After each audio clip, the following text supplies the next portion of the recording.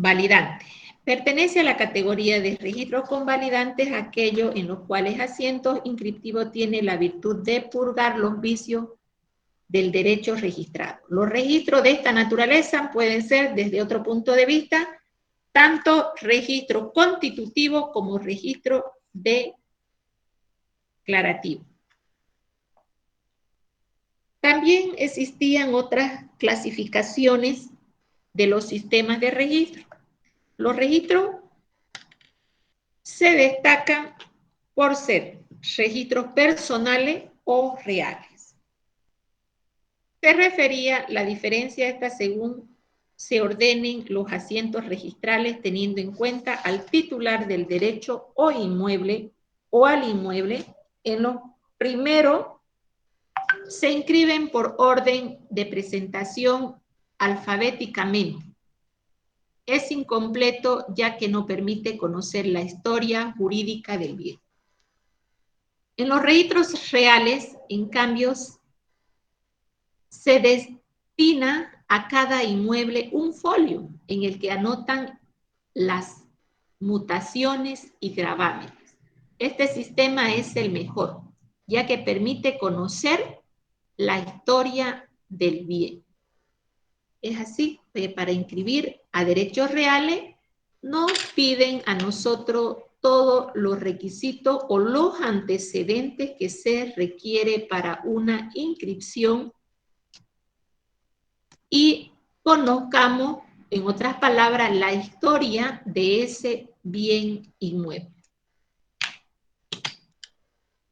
Registro que sigue el sistema de la transcripción y de la inscripción. En el primer caso se copia toda la documentación, en el segundo caso solo se hace un extracto de lo más importante. El sistema de la transcripción fue implantada en Francia en el año 1855, pero es oneroso y aumenta el volumen de los registros.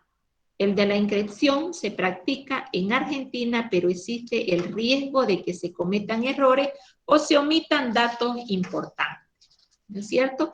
Como también aquí en derechos reales muchas veces ha habido por transcripción que escriben inclusive el nombre del propietario, que hay un error por una letra. Y para eso se tiene que hacer un trámite para la regularización. Luego tenemos los registros declarativos y constitutivos que dependen de la función que se dé al registro. Cuando es declarativo, el derecho real, fuera el registro y la inscripción se limita a dar oponibilidad frente a terceros. Mientras que cuando es constitutivo, la inscripción da vida a derecho real. Doctorita, ¿puedes Dígame, adelante. un poquito más puedes explicar ese partecito, por favor? Ya. Estamos hablando sobre la clasificación de los sistemas de registro. Tenemos Sí. los registros personales o reales. ¿No es cierto la diferencia? Sobre los asientos registrales teniendo en cuenta al titular del derecho del inmueble. Yo soy propietaria y tengo el derecho, cuando hago inscribir mi derecho, mi inmueble, tengo antecedentes o una historia que son los requisitos exigibles que se debe presentar para que pueda ser inscrito. ¿Alguno de ustedes ha hecho algún registro de derecho propietario? ¿Qué nos piden?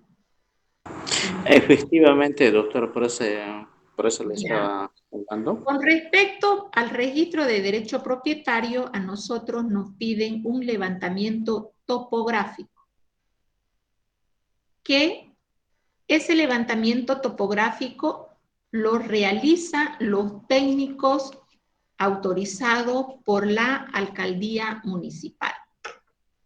Otro requisito, que una vez que uno compra el bien inmueble debe pagar los impuestos. y debe estar al día. Otro de los Eh, requisitos, Eso adelante. puede hacer, doctora, eso puede hacer, digamos, allá en Cochabamba, en Santa Cruz, o tiene que ser nomás aquí en Trópico. No, en todo a nivel nacional, donde se encuentren las oficinas de derecho real. Por ejemplo, en ustedes donde están en Sinaota, en su municipio, cuentan con oficinas de derechos reales. ¿En su municipio cuentan con sus oficinas de derechos reales o solo es en la ciudad de Cochabamba? Pienso que es en la ciudad de Cochabamba. Entonces, Sí, si ustedes tienen un bien inmueble en Chinaota, lo mismo tienen que ustedes hacer su levantamiento topográfico. Quien lo realiza es la alcaldía municipal. ¿Qué es el levantamiento topográfico? Es donde le dan la medición de su inmueble, cuánto de superficie cuenta, cuánto de superficie tiene construido, uno que es de la superficie general del terreno y lo otro es también de construcción que ya el agrimensor, permítame un momentito por favor. ya, doctorita.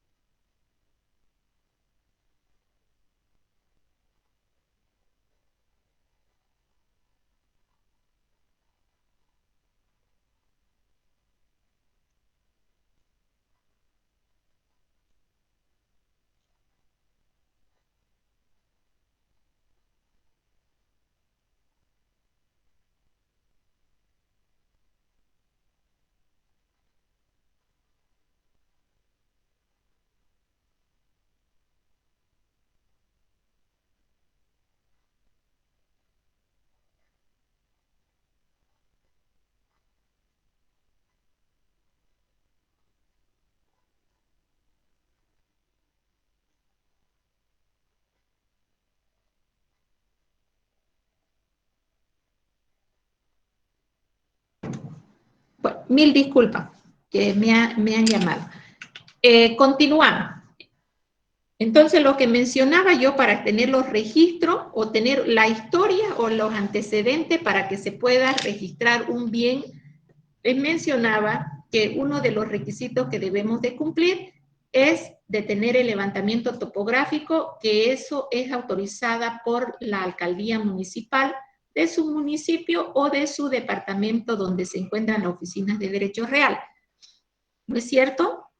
Entonces, con respecto, el levantamiento topográfico es la medición del terreno de toda la superficie, como también para pagar los impuestos existe la medición de la construcción y en base a eso, cada municipio, cada departamento es donde tiene el precio catastral del tema de los impuestos, ¿no es cierto? Entonces, de acuerdo a la minuta de transferencia, de qué año también la alcaldía municipal cobra los impuestos. Otro de los requisitos que es, entonces, uno tenemos el levantamiento topográfico, que es la medición, otro que tenemos también el pago de impuestos, que de acuerdo a la minuta de transferencia, que eso sería un contrato de compra-venta, ¿no es cierto?, de un bien inmueble. Que debemos adjuntar esa minuta para poder inscribir. Otro, debemos de tener la fotocopia de la cédula de identidad vigente. ¿No es cierto? Entonces sería el carnet de propiedad, la cédula de identidad, el levantamiento topográfico, también tenemos la minuta de transferencia. Una vez cumplido con esos requisitos, nosotros nos apersonamos a las oficinas de derechos reales, a una ventanilla que no sé si alguien ha hecho ese trámite y revisan si se encuentra con todo lo que requiere. Y una vez que esté completado los requisitos, es admitido, la admisión significa de que es recibido por ventanilla y lo llevan a las oficinas y le dan un tiempo para que pueda volver, ¿no es cierto? Para ver si tiene alguna observación, si cuenta con alguna observación o no. Porque de ese bien inmueble también ya existe otro antecedente, ¿no es cierto? Para su revisión cuando ustedes compran o venden, cuando ya se encuentran también registrados y solamente se pone el asiento donde en la primera inscripción puede decir que figura, por ejemplo, a nombre de Juan Pérez, pero Juan Pérez lo vendió, digamos, a decir a Elizabeth, y Elizabeth también presenta la fotocopia del alodial, presenta también todo lo que, los antecedentes como es el levantamiento topográfico, los impuestos que ya fueron cambiados también a Elizabeth para que todo salga al nombre de Elizabeth y ya no de Juan Pérez, pero es esto para que salga en el alodial. Pero se mantiene el número de folio real y la matrícula. Eso no se cambia, lo que se cambia es solamente el nombre. Doctora, pero ¿qué pasa si están casados? Si están casados, puede salir a nombre de los dos, siempre y cuando que hagan la minuta de transferencia. Por ejemplo, usted es el comprador y usted lo compró con su esposa, un decir, ¿no es cierto? Entonces eso sale a nombre de los dos, que están los dos. Cuando ese bien usted quiera vender o dar en anticrético o sacar un crédito, los dos deben de apersonarse, los dos deben de firmar. Si usted quiere dar, hipotecar su inmueble, tienen que firmar los dos. No puede firmar solamente usted. Inclusive cuando usted quiera vender, tampoco puede vender porque tiene que tener el consentimiento de su esposa, aún así si están separados 1, 3, 5 años y si no están divorciados, ¿no es cierto? Y para divorciarse, una vez estén en pleno divorcio, también ustedes verán la forma de cómo dividir eso, que también es un trámite a la vez de hacer una compra o una venta, ya sea que usted se lo compra a ella o ella se lo compra a usted, y una vez llegado a un mutuo acuerdo o firmar un contrato de conciliación para que se pueda registrar. Por ejemplo, como le decía, un acuerdo transaccional que son contratos innominados que no se encuentran establecidos dentro de nuestro Código Civil, porque esto es de un mutuo acuerdo entre partes, ¿no? Ahora, si hablamos de un contrato de compra-venta, eso es un contrato nominado porque está señalado en nuestro Código Civil. Si ustedes también revisan en su código, están el tema de los derechos reales, que nos habla de la noción y la división de los bienes inmuebles, muebles. Si buscan desde el artículo 74, ven de los frutos, de los bienes con relación a quien le pertenece, nos hablan de la posesión, de la propiedad, nos habla también de la propiedad inmueble, de la adquisición de la propiedad inmueble. Todo está, les voy a decir hasta qué artículo. Ustedes pueden leer desde el 87 hasta el 290, que comprende todo lo que es nuestro tema o nuestro módulo sobre derechos reales. Posteriormente ya van a llevar contrato, que ya eso es aparte, ¿ya? Pero ustedes ahí se encuentra todo establecido, todo señalado. Permítame un momentito, por favor.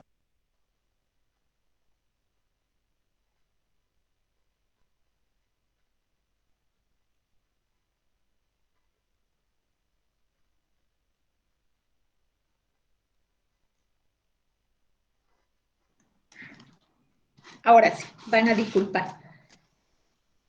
Entonces, como les mencionaba, de que esto, que habían 3 sistemas anteriormente, antes que se creen nuestros derechos registrales a nivel mundial y ahora nacional.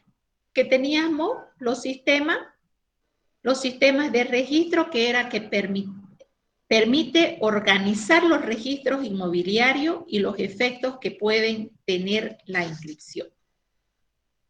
El sistema de registro es que nos da protección a los derechos de las partes o de terceros interesados. Es la que nos protege a nosotros de, si se creó este sistema de registro de derechos reales, es este sistema que nos da seguridad a nuestro inmueble.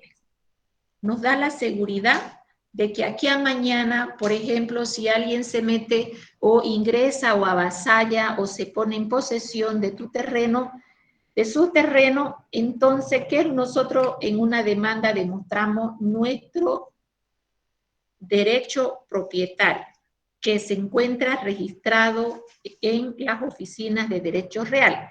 ¿Dónde se encuentran nuestras oficinas de derechos reales? La general, ¿alguien sabe?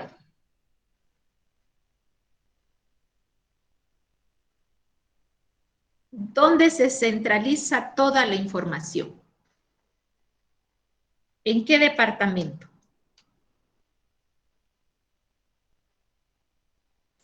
En La Paz, doctora. No. En Sucre, doctora. En Sucre se centraliza, es cierto. En Sucre se centraliza toda la información a nivel nacional de todos los registros del folio real, las matrículas computarizadas. Y cuando yo vendo un bien inmueble, mínimo tarda 3 meses para que se pueda anular mi derecho propietario y sea registrado a nombre del comprador. Por ejemplo, he visto y he tenido casos cuando las personas se adjudican a lo que es la vivienda social. Vivienda social es lo que da el Estado, ¿no es cierto? Mediante la Agencia Estatal de Vivienda, que eso se desprende también, bueno, es parte del Ministerio de Obras Públicas, ¿no es cierto? Y las oficinas centrales de la Agencia Estatal de Vivienda, pues se encuentran en La Paz. Y mucha gente se ha adjudicado, pero ¿qué pasa? Uno de los requisitos, como le mencionaba, que no debe tener ningún inmueble registrado a su nombre. Pero dicen, yo tengo, no es casa, pero es un lotecito. Pero sin embargo ya está registrado a nombre, registrado en derechos reales y manifiestan de que ya yo lo vendí. Pero cuando lo vende uno, sin embargo la otra parte no lo registra en derechos reales. Y eso lo perjudica a la persona que quiera adjudicarse por el tema de la vivienda social. Entonces, el sistema de ese entonces, de esos años del tiempo de la colonia, hubieron Doctorita, los sistemas franceses. Adelante. Digamos, cuando usted, digamos, más o menos un ejemplo, tomaremos, digamos, una pareja que ya está casado. Entonces, más antes, la mujer, digamos, compró un bien inmueble, un lotecito en su Ya, nombre. Y, digamos, después de eso, se casaron. ya. Ajá. Entonces, ¿qué puede pasar? Digamos, se casaron, pero no conviven bien y nada que ver. Pero cuando uno ya está casado, parece 50 de 50, 90% para... Bueno, bonito es la pregunta que usted hace y es un ejemplo. Ocurre lo siguiente, con respecto a su pregunta y ese ejemplo que usted ha manifestado, dice, yo por ejemplo, y en soltera usted dice de que la señora lo compró ese lote, pero posteriormente se casó con el señor, y usted lo que se refiere que le corresponde el 50 y 50, ¿no es cierto? Exactamente, de acuerdo a la ley que nos establece, ¿no ve? Es correcto. Pero ¿qué pasa, digamos? Yo lo compré el lote, pero antes de casarme, yo lo declaré que ese inmueble o ese terreno yo lo tenía antes de casarme con él. Por lo tanto, no es un bien ganancial. Sí lo declaré. Si no lo declaré, lamentablemente el esposo quiere aprovecharse de ese bien inmueble y solicita que le corresponde a él el 50%. Pero en temas legales, él manifiesta que a mí me corresponde el 50 y 50, pero yo, la esposa, en el tema judicial, en el proceso judicial, yo voy a demostrar de que este bien lo compré, digamos, en el año 2000. En el año 2000, por lo tanto, yo con Juan Pérez no estaba casada. No estaba. Se Está- puede pelear ese bien porque a Juan Pérez no le costó. Yo con Juan Pérez me casé en el 2015 y ahora él pide de que le den el 50%.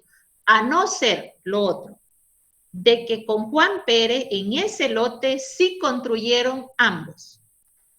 Ahí cambia la figura. ¿En qué sentido?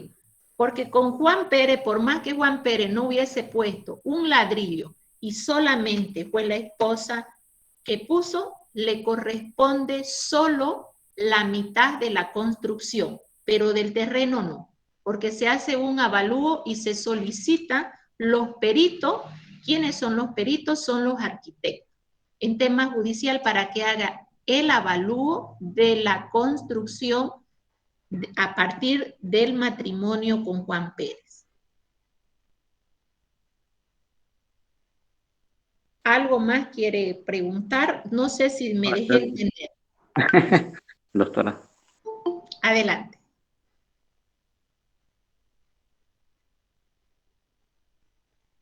Entonces, ya ustedes con temas de bienes gananciales, depende del abogado cómo argumenta y fundamenta las contestaciones a la demanda de divorcio y luego a la división de bienes gananciales, ¿no es cierto? Porque muchas veces inclusive eso sucede en tema de herencia.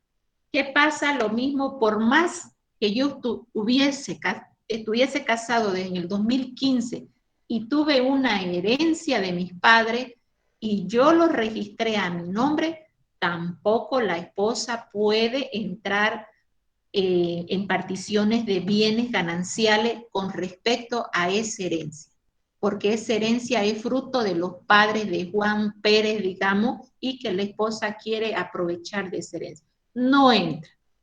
Por eso le digo, es parte del abogado cómo lo argumenta, lo fundamenta y también ofrecer como prueba la compra, la venta o la declaratoria de heredero y cuándo fue repartido a los hijos de fruto de esa herencia de los padres de Juan Pérez. También, porque hay muchas personas que se divorcian y ingresan en la demanda de frutos, bienes inmuebles, fruto de una herencia. Yo en esa parte lo he ganado, un proceso legal también civil, tema de herencia, solo porque en el testimonio decía, mi hermano me compró, fruto de la herencia de mis padres. Nada, con eso valoró el juez. A primera instancia sí salió la resolución a favor de la esposa, y en segunda instancia salió a favor de mi cliente, y toda vez también iniciamos el amparo constitucional por haberle violentado los derechos y garantías constitucionales, porque mi cliente también se encontraba por violencia psicológica, ¿no? Continuamos. y para que terminemos nuestro tema o vamos a seguir con otro temita más, ¿ya? Vamos a resumir el tema sobre los sistemas de registro. Como les decía que anteriores años existían 3 sistemas que se clasificaban en sistema francés, sistema alemán y sistema australiano. Esos son los sistemas de registro que permite organizar a los registros inmobiliarios y los efectos que pueden tener la inscripción. ¿Qué protege el registro el sistema de registro? Protege los derechos o las partes de los terceros o terceros interesados. El sistema francés, llamado también régimen de clandestinidad. El sistema alemán, denominado régimen del registro y la publicidad. Sistema australiano, el Estado confiere derecho a través del TIC. Otro sistema de registro, tenemos el sistema de registro constitutivo, sistema de registro declarativo, sistema de registro no convalidante, sistema de registro convalidante. La clasificación de los sistemas de registro, registros personales y reales, registros que siguen el sistema de la transcripción y de la inscripción. Registro declarativo y constitutivo, sistema que convalidan o no los registros. En Bolivia tenemos el sistema registral sintético, el planteamiento central que tenemos el registro, el sistema de registro, ¿no? Donde el sistema de registro es que nos da garantía sobre nuestro inmueble que se encuentra registrado a nuestro nombre y nos da un código que es el folio real y la matrícula computarizada. Luego tenemos unos conceptos que sobre el sistema de registro, el sistema alemán, el sistema declarativo, y si ustedes leen en su libro, en la página 559, tenemos también algunas preguntas que ustedes las pueden resolver, y tenemos también las preguntas de desarrollo. Con respecto a estos 2 temas que yo estoy explicando, estos van a entrar para examen. Lean su libro, no es difícil. De la página 515 hasta la página 559. Léanlo, las preguntas no van a ser difíciles y que su segundo parcial va a ser el 5 de marzo. Nuestro próximo, de este sábado que es 26 al próximo. Para el día sábado me van a exponer del 1 al 7. No van a hacer sus exposiciones extensas porque sus temas no son largos, son cortos, son entendibles. Cualquier consulta o pregunta que ustedes quieran hacerme o preguntarme, escríbanme a mi privado, por favor. Si no les contesto yo, porque estoy a veces ocupada, estoy en una audiencia, pero posteriormente sí yo les voy a contestar, como ahora les contesté a varios, porque casualmente, bueno, todos tenemos nuestras actividades, ¿no? Yo les pido 1000 disculpas si no les respondo en su momento. Quiero aclarar también que cuando estemos en clase y me llamen a mi celular, yo no estoy con el celular en la mano cuando estoy en clase, por favor. Yo no lo tomo, solamente veo en alguna emergencia cuando la universidad nos mandan algún comunicado. Si en caso el sábado tendremos una variación, también yo les voy a comunicar con anticipación, pero hasta el momento nosotros el día sábado tenemos clase. ¿Ya? Y de aquí nos vemos el día jueves. Si alguien tiene alguna pregunta, puede preguntar, por favor. Perdón, no es el jueves, es el miércoles.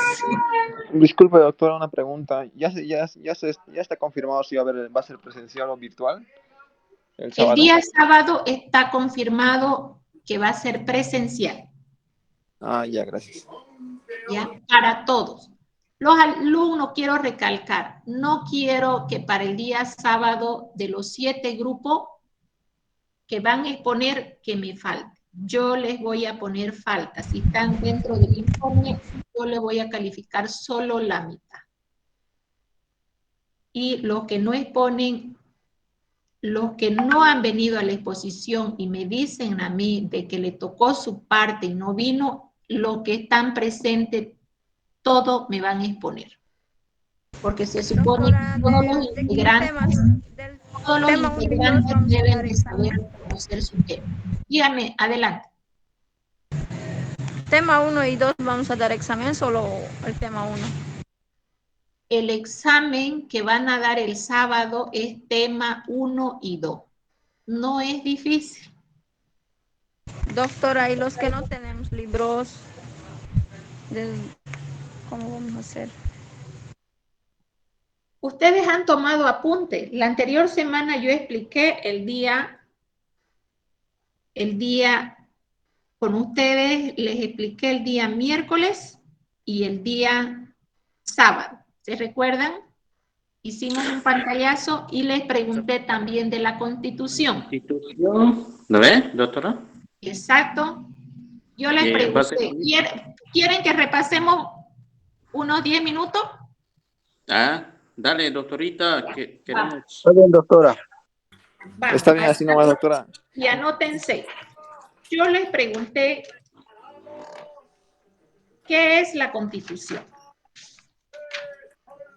Ahí ya tienen una pregunta. ¿Qué es la Constitución? Es un instrumento jurídico mediante el cual se funda un Estado cuyos preceptos se convierten en un marco conceptual, o ustedes me pueden contestar con sus palabras, ¿ya? No es necesario que ustedes estén, porque he tomado a otro grupo examen y todos me han copiado del internet. Todos. Entonces, para el examen no voy a permitir con celular. Doctora, estamos. Adelante. No te está haciendo ninguna cara. Ya. Vayan, les voy a ir dando las preguntas para que después no me digan que no les di. Anoten, ¿qué es la Constitución? Ayuda, por favor. Todos deben de saber y manejar la Constitución. ¿Qué es la Constitución? Vamos. ¿Qué es una asamblea constituyente? Pueden responderme con sus palabras. No es necesario que ustedes estén copiando del internet. Luego, ¿qué se entiende por persona? ¿Por qué les pregunto qué es persona a ustedes? Porque en el examen de grado estas preguntas son de conocimientos básicos. Si me van a defender en tema penal, porque yo soy también parte del Tribunal de Defensa de Grado por parte del Ministerio de Educación y por parte del Colegio de Abogados, si yo le pregunto qué es persona y no me responde, yo no les hago más preguntas y le pongo 50. ¿Por qué motivo? Porque si no saben persona, lo demás no saben qué es delito, cuáles son los elementos del delito. No puedo preguntar más, ¿ya? Pregunta de examen. Vamos con otro. Pregunta. ¿Qué es el Estado?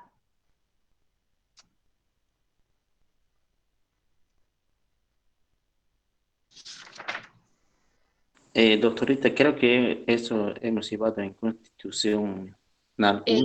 Sí, por eso es de conocimientos básicos. Han llevado ya ustedes. Sí, y la verdad, como estudiantes hay que saber eso. Exacto. Es por vida. De por vida. Y esos son, en examen de grado a uno lo toman. De ahí, si usted no responde, no sabe. Después lo que me interesa, bueno, y ustedes deben de saber qué es la jurisdicción. Sí. ¿No es cierto?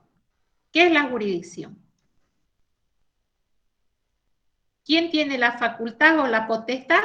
Las autoridades competentes que administran justicia en un determinado territorio, con mis palabras, con sus palabras. Doctora, quisiera preguntarte una cosa. La jurisprudencia, ¿cómo se le dice eso? La jurisprudencia. La jurisprudencia es cuando usted, si usted busca en el internet, por ejemplo, yo quiero buscar una jurisprudencia o una sentencia sobre el estelionato, digamos, ¿no? Entra usted al internet y le va a bajar sobre el tema del estelionato y en su demanda, en su denuncia, usted puede decir que de acuerdo a la sentencia constitucional dice, ¿no? Y usted pone el número de sentencia. Sí, doctorita, pero quisiera saber, digamos, más o menos a qué se refieren. Yo pasé, digamos, con docentes más anteriores, pero no analizo bien, digamos, no entiendo qué es la jurisprudencia, digamos. Es más o menos así como, digamos, una estrategia, más o menos, no sé. Por eso, como le decía, ¿qué son las jurisprudencias? Yo le hablaba que son las sentencias. También, ¿qué son las jurisprudencias? Conjunto de la sentencia. ¿Qué dicen en la sentencia? Donde se toman decisiones o fallos. ¿Quién los dicta? Son dictados por los tribunales de justicia, las autoridades competentes, ¿no es cierto? A eso se refiere qué es la jurisprudencia. Como le decía, la jurisprudencia, podemos decir, conjunto de sentencias. ¿Por qué es una sentencia? Porque toman decisiones o fallos a favor o en contra de los, ya sea de los accionantes, de los demandados, de los denunciados, ¿no es cierto? A eso se refiere lo que es la jurisprudencia.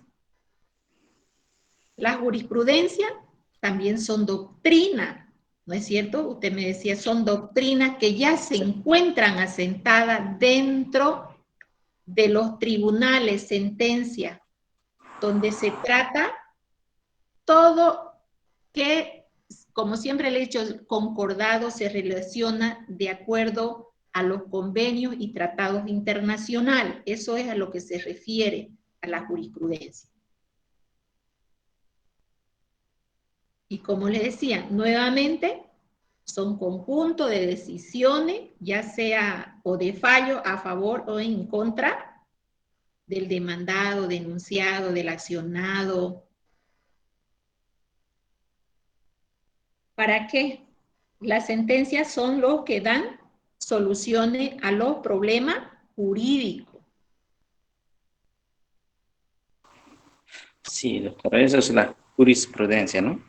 Sí. Un poquito más avanzado estuve viendo los libros y quería, digamos, analizar, digamos, la jurisprudencia y hay maneras para poder conceptualizar y analizar y ver, ¿no ve? Sí, sí, como le decía, ¿no? Yo, por ejemplo, en una demanda laboral, pues yo tengo que aplicar una jurisprudencia relacionada. Si estamos hablando, por ejemplo, si estamos hablando en laboral, sobre los, cómo, a ver, una demanda laboral, ¿quién me puede ayudar esto del Senacir, por ejemplo? ¿No es cierto? Cuando no se le pagan que le deniegan su pago, porque antes se manejaba el Senacir, ¿no es cierto? Ahora es ¿cómo se llama? Las pensiones, ay, que no recuerdo muy bien el nombre específico. También se emplea, se aplica las sentencias constitucionales de acuerdo al área que usted va a aplicar o que usted está defendiendo a su patrocinado, como les digo, no ya sea civil, penal, agroambiental, familiar, laboral también, ¿no es cierto? Y si ustedes buscan también el internet, a ustedes les va a salir toda modelos de sentencia, inclusive le ponen del año 2021, 2020, 2019, o sobre el tema, por ejemplo, sentencia constitucional sobre el tema laboral, digamos, ¿no? y ahí les bajan varias sentencias constitucionales. Ya. Ya continuamos con las preguntas de examen para que no se complique. Luego le pedí Doctora, que que... sea un examen para el sábado, que sea qué es la jurisprudencia, sí, para poder analizar ese tema. Digamos, esa palabra. Doctora, Jurisprudencia es muy adelante importante. con las preguntas, por favor. Fácil, que es la jurisprudencia. Vamos, ¿qué es la Constitución? Ya le pregunté, ¿cuál es la norma suprema?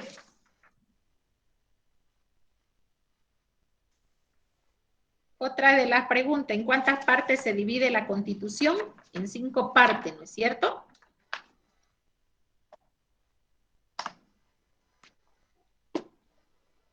No más preguntas de la Constitución. ¿Qué es el Código Civil?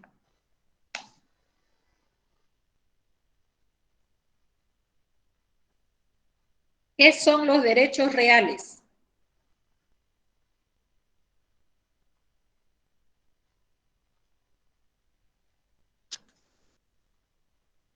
¿Cuáles son los bienes inmuebles?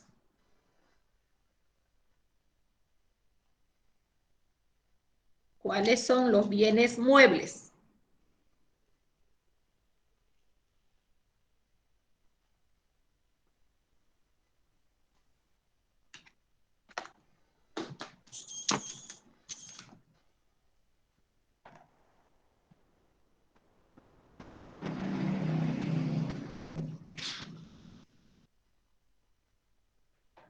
¿Cuáles son los elementos constitutivos?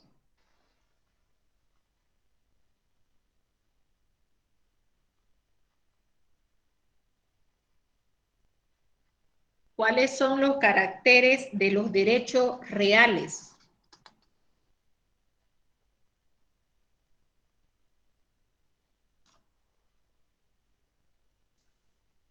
¿Cuántas clases de teoría existen? Estamos hablando del tema 1, la teoría clásica y la teoría tripartita.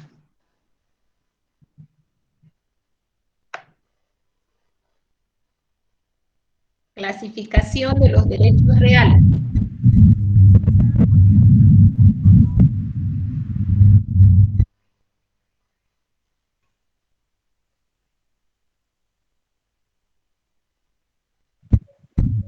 Según el patrimonio, ¿cómo se divide? Se divide en elementos del patrimonio y clases de patrimonio.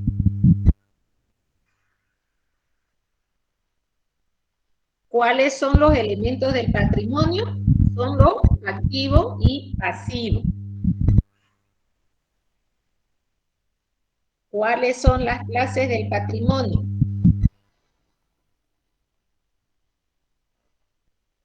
Patrimonio personal, patrimonios especiales, patrimonios sin titular conocido.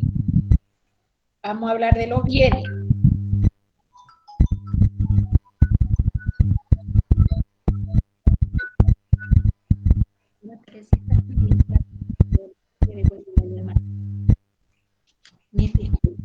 La diferencia entre bien y cosa. Ustedes me van a decir qué es un bien y qué es una cosa. Y luego tenemos la clasificación de los bienes. ¿Cómo se clasifican los bienes? Muebles, inmuebles, materiales, inmateriales, divisibles, indivisibles, por las personas a quien pertenecen. Y luego entramos en lo que es la posesión. ¿Qué es la posesión?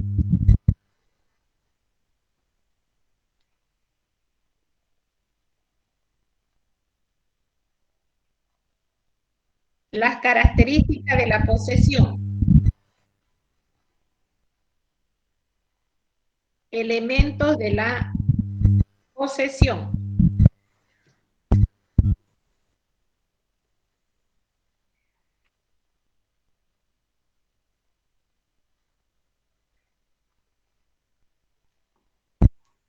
¿Cuántas clases de posesión tenemos? 2, la de buena fe y la de mala fe.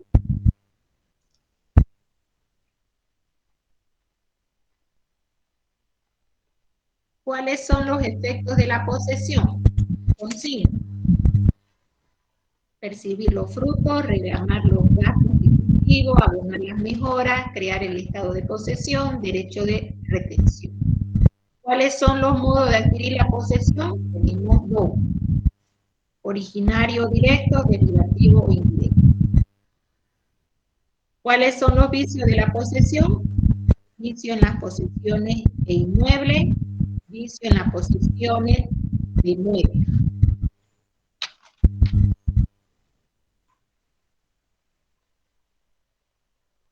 ¿Cuáles son las pérdidas de la posesión? Tenemos 3. Pérdida del corpus y el ánimos, conservación del ánimo y pérdida del corpus, existencia del ánimos y pérdida del corpus. ¿Puede repetir esa última pregunta? Ya. ¿Cuáles son las pérdidas de la posesión? 1. Pérdida del corpus y el ánimos. 2. Conservación del ánimos y pérdida del corpus. 3. Existencia del ánimos y pérdida del corpus.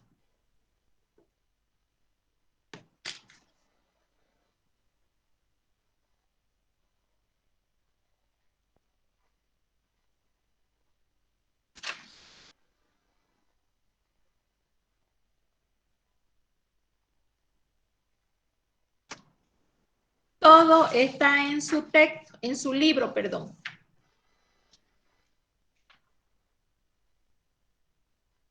Y otra pregunta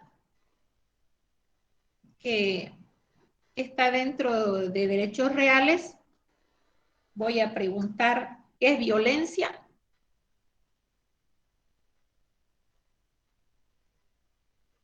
Que es tema de conocimiento básico también, ¿qué es violencia? Ustedes me dirán, ¿no?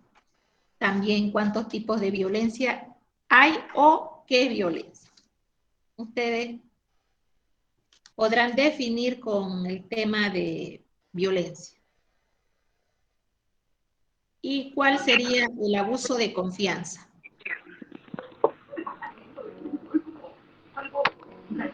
¿Puede haber alguna nota respecto a eso, doctor? Violencia, podemos decir en materia civil, la posesión es violenta cuando es adquirida o obtenida por vías de hecho, es acompañada de violencias materiales o morales o por amenaza de fuerza. Si ustedes buscan también qué es violencia, también se puede decir. Doctora, hay veces confunden, digamos, ese tema con otras cosas, ¿no? También podemos decir, sí, el tema de violencia. Yo quiero que ustedes me definan con sus propias palabras qué es violencia. Por eso le digo violencia en tema civil, violencia que hoy en día estamos con el tema de la violencia por maltrato psicológico, intrafamiliar, ¿no es cierto? Violencia doméstica, hay maltrato infantil, abuso físico, violencia en el noviazgo. O sea, ustedes defínanme, yo no voy a pedir, pero eso yo quiero que ustedes me resuelvan con sus propias palabras qué es violencia. Con Disculpe, eso, adelante. disculpe, doctora. ¿Está en el libro todo? El tema de violencia es de conocimiento general. No, las preguntas digo. Todas las preguntas están en el libro, todos. Yo saqué una captura de RAM para los que no ¿Cómo? tienen. Yo saqué una captura de los que no tienen libro y puedo pasarlo al grupo hasta la página 51. Saqué foto era. Para los que no tienen libro puedo pasarlo para que puedan leer algo, ¿no? La mayoría de sus compañeros, pienso, 30 de sus compañeros tienen el libro. 30. Y solamente Para, los que no tienen, creo que son unos 9, si no me equivoco. Usted para, pásele, solo pásele para los nuevos de forma privada. En el grupo no me pueden enviar las capturas porque se supone que ustedes lo tienen en el libro. ¿Ya? sí, sí, de privado lo decía para que pregunten en el grupo, ¿no? Para su privado, a sus compañeros que no tienen el libro, usted le puede pasar a su privado de las personas que no tienen. Los otros tienen los libros. Y no hay cómo equivocarse porque está todo en el libro. Yo le he facilitado con darle este libro porque solamente yo iba a explicar y explicar. Pero como ustedes están en el tercer semestre, los quiero colaborar para que ustedes continúen con sus estudios y aquí a mañana quiero que ustedes sean mis colegas. ¿Alguna pregunta más? Sobre la violencia, doctora, el concepto El concepto de la violencia, dijiste, ¿quién puede conceptualizar? bueno, yo puedo resumir qué es violencia. Por ejemplo, es cuando yo tomo fuerza para conseguir un fin, acabar, ¿no es cierto? Golpear, imponer algo, ¿no es cierto? Tenemos violencia intrafamiliar, infantil, ¿no es cierto? Entonces, Sí, doctora. ustedes tienen que expresarse con sus propias palabras. Si ustedes me hablan, me ponen 2 palabritas, ya yo entiendo a qué se refiere. No es necesario de que ustedes me estén copiando, copy-paste. ¿Ya? Ya, ¿Por doctora. qué le pregunto yo el tema de violencia? Porque hoy en día, todos los días se habla del tema violencia, ¿no es cierto? Entonces, eso es para poner en práctica que nosotros no debemos, por ejemplo, ni dar un golpe, ni dar una patada, ni empujar, ¿no es cierto? Ni torturar psicológicamente o emocionalmente dentro del seno familiar que llevamos cada uno de nosotros. Entonces, es por esa razón que yo quiero que ustedes pongan en práctica que no se debe, no solamente nosotros, a veces nuestros vecinos, mucha gente que sufren de violencia de este tipo. ¿No es cierto? Sí, doctora. Inclusive hay violencia hasta en nuestro trabajo, violencia laboral se llama, ¿no es cierto? Pero, ¿qué podemos hacer, doctora? Recurrir a los códigos. Con respecto al tema de violencia, si usted tiene violencia laboral, usted tiene que hacer pues una demanda, ¿no es cierto?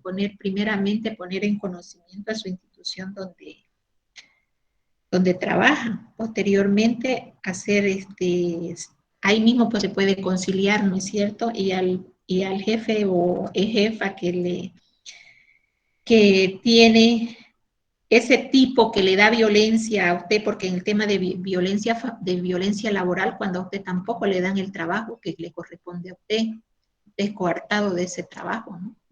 Y se llama la atención a su jefe, posteriormente existe un proceso administrativo y el administrativo ya se configura en otra demanda, ¿no es cierto? Entonces, Sí, en cada tipo de violencia corresponde a una denuncia, le corresponde, pero muchas veces nosotros evitamos eso para no estar en ese tipo de proceso, porque eso es tiempo, es gasto económico y también sufrimos psicológicamente, ¿no es cierto? Mucha gente no lo hace, pero como hay otra gente que sí lo hace. sí, doctora. Muy Entiendo. bien. Muy Con bien. esto concluimos nuestra clase y nos vemos el día jueves. Perdón, miércoles, me confundo con el día miércoles. Vamos a avanzar otros 2 temitas más y el día sábado ya nos vemos allá. Cualquier noticia para el sábado yo les comunico cómo va a ser la modalidad, pero mientras tanto está confirmado la clase. Que tengan muy buenas noches y pónganse las pilas para estudiar. Hasta luego. So much to say.